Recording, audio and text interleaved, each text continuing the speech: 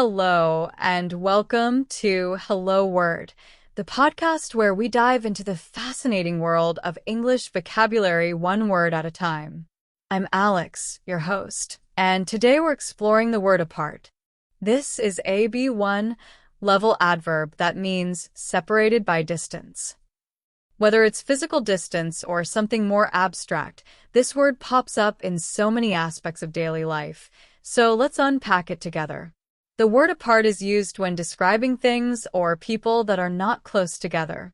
For example, you might say, the two houses are 5 miles apart, which means there's a 5-mile distance between them. It's also useful for discussing relationships or ideas, like they decided to live apart for a while to figure things out. Some synonyms for apart include separately, away, and independently. Here's a sentence with one of these synonyms. The siblings were raised separately after their parents moved to different cities. Another example is, he stood away from the group to take a phone call. On the other hand, some antonyms of apart are together, close, and connected.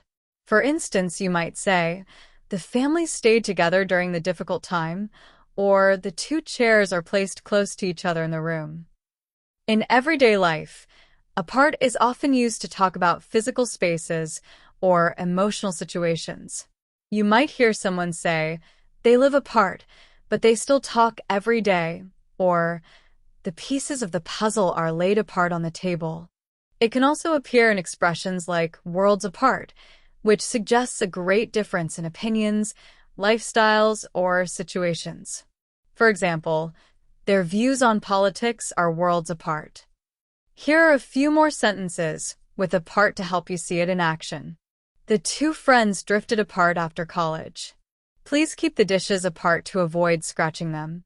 His argument fell apart under closer examination.